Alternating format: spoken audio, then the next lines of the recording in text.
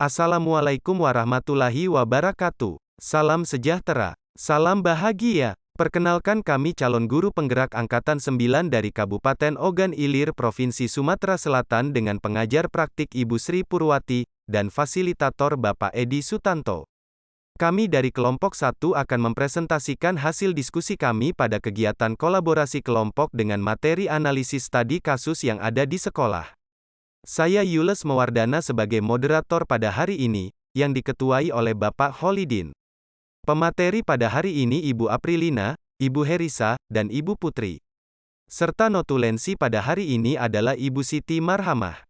Baiklah Bapak Ibu, presentasi kita akan dibuka oleh Bapak Holidin sebagai ketua. Saya Holidin akan membuka presentasi hari ini. Presentasi kelompok 1 membahas tentang penyelesaian kasus atau masalah di sekolah menggunakan pendekatan restitusi. Restitusi adalah proses menciptakan kondisi bagi murid untuk memperbaiki kesalahan mereka, sehingga mereka bisa kembali pada kelompok mereka, dengan karakter yang lebih kuat.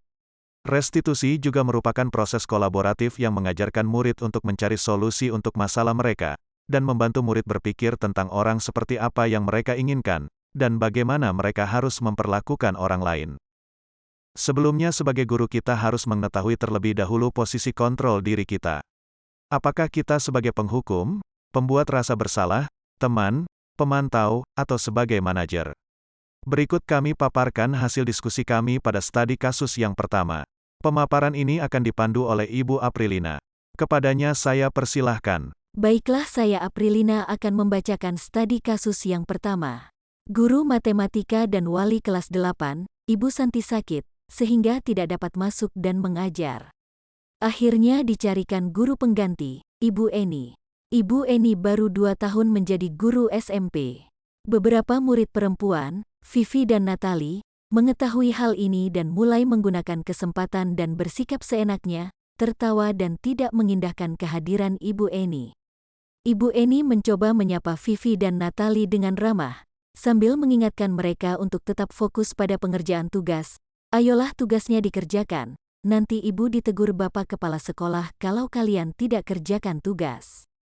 Tolong bantu ibu ya. Namun Vivi dan Natali malah jadi tertawa, ibu, santai saja bu. Mereka tetap tidak mengerjakan tugas dan malah mengobrol. Keesokan harinya, Ibu Santi memanggil Vivi dan Natali serta menanyakan tentang laporan Ibu Eni. Ibu Santi menanyakan apakah mereka bersedia melakukan memperbaiki permasalahan yang ada. Vivi dan Natali sempat ragu-ragu dan membela diri, namun pada akhirnya mengatakan akan meminta maaf. Ibu Santi menanggapi bahwa tindakan itu boleh saja dilakukan bila mereka sungguh-sungguh ingin meminta maaf. Namun Ibu Santi menanyakan kembali, apa yang mereka bisa lakukan untuk menggantikan rasa tidak dihormati Ibu Santi?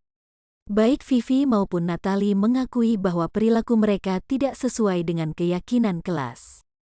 Ibu Santi melanjutkan kembali apa yang akan mereka lakukan untuk memperbaiki masalah. Apakah ada gagasan? Setelah berpikir sejenak, Natali dan Vivi mengusulkan bagaimana kalau mereka mengadakan sebuah diskusi kelompok dengan teman-teman sekelasnya. Tema yang mereka pilih adalah penerapan keyakinan kelas, terutama tentang sikap saling menghormati dan bagaimana penerapannya di kehidupan sehari-hari di sekolah. Usulan kedua adalah mengirim email kepada Ibu Eni tentang gagasan mereka tersebut. Mereka pun memberitahu Ibu Eni bahwa mereka telah memberitahu kepala sekolah, Pak Hasan, bila lain waktu ada ketiadaan guru, maka mereka akan mengusulkan Ibu Eni sebagai guru pengganti. Pertanyaan yang diajukan adalah, 1. Dalam kasus di atas, langkah-langkah restitusi apa saja yang sudah dijalankan oleh Ibu Santi? 2. Menurut Anda, apakah restitusi yang diusulkan Vivi dan Natali sudah sesuai dengan pelanggaran yang telah dibuat? Apakah langkah-langkah restitusi yang telah diusulkan mereka? 3. Dalam kasus di atas, posisi apakah yang telah diambil oleh Ibu Eni dalam menangani Vivi dan Natali? Jelaskan jawaban Anda. 4. Jika Anda adalah Pak Hasan, bagaimana Anda menyikapi langkah yang ditempuh Ibu Santi? Hasil diskusi kami tentang pertanyaan ini akan dijelaskan oleh Ibu Herisa. Baiklah, saya Herisa akan menjelaskan hasil dari diskusi kami. Langkah-langkah restitusi sudah dijalankan oleh Ibu Santi yaitu dengan menggunakan segitiga restitusi. Langkah-langkah tersebut adalah sebagai berikut. 1. Menstabilkan identitas. Ibu Santi menanyakan apakah mereka bersedia melakukan memperbaiki permasalahan yang ada. Vivi dan Natalie sempat ragu-ragu dan membela diri. Namun pada akhirnya mengatakan akan meminta maaf. 2. Menvalidasi tindakan. Ibu Santi menanggapi bahwa tindakan itu boleh saja dilakukan bila mereka sungguh-sungguh ingin meminta maaf. Namun Ibu Santi menanyakan kembali, apa yang mereka bisa lakukan untuk menggantikan rasa tidak dihormati Ibu Santi? Baik Vivi maupun Natalie mengakui bahwa perilaku mereka tidak sesuai dengan keyakinan kelas. 3. Menanyakan keyakinan. Ibu Santi melanjutkan kembali apa yang akan mereka lakukan untuk memperbaiki masalah. Apakah ada gagasan? Langkah-langkah restitusi yang dilakukan oleh Vivi dan Natalie dirasa belum sesuai. Hal ini dikarenakan tindakan yang akan dilakukan tidak sesuai dengan kesalahan yang diperbuat. Tindakan yang sebaiknya diambil oleh Vivi dan Natalie adalah dengan 1. Menstabilkan identitas Bu Eni dengan cara menemui Bu Eni secara personal dan meminta maaf terhadap perbuatan yang telah mereka lakukan. 2. Menvalidasi tindakan dengan cara mengakui kesalahan yang telah dilakukan. Dan 3. Menanyakan keyakinan dengan membuat keyakinan dan kesepakatan. Adapun posisi yang telah diambil oleh Ibu Eni dalam menangani Vivi dan Natalie adalah sebagai teman. Hal ini dapat dilihat dari Ibu Eni mencoba mendekati kedua murid perempuan tersebut dan menegur mereka dengan halus dan sopan untuk mengerjakan tugas. Dan terdapat kalimat, "Ayolah bantu Ibu." Dan jawaban dari pertanyaan yang terakhir adalah jika saya sebagai seorang kepala sekolah, yaitu Pak Hasan, maka saya akan mengambil posisi kontrol sebagai manajer, dengan mendukung tindakan yang telah dilakukan oleh Bu Santi. Studi kasus selanjutnya akan dipresentasikan oleh Ibu Putri. Baiklah, saya Rizka Suciani Putri akan mempresentasikan studi kasus selanjutnya. Studi kasusnya adalah, Ibu Dani sedang menjelaskan pelajaran bahasa Inggris di papan tulis, namun beliau memperhatikan bahwa Fajar malah tidur-tiduran dan tampak acuh tak acuh pada pelajarannya. Fajar coba jawab pertanyaan nomor 3. Maju ke depan dan kerjakan di papan tulis.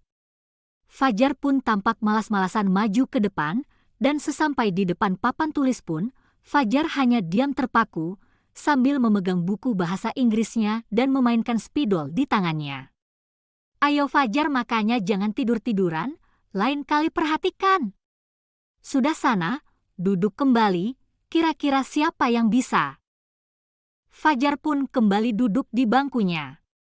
Hal seperti ini sudah sering kali terjadi pada Fajar, seperti tidak memperhatikan, acuh tak acuh, dan nilai-nilainya pun tidak terlalu baik untuk pelajaran bahasa Inggris.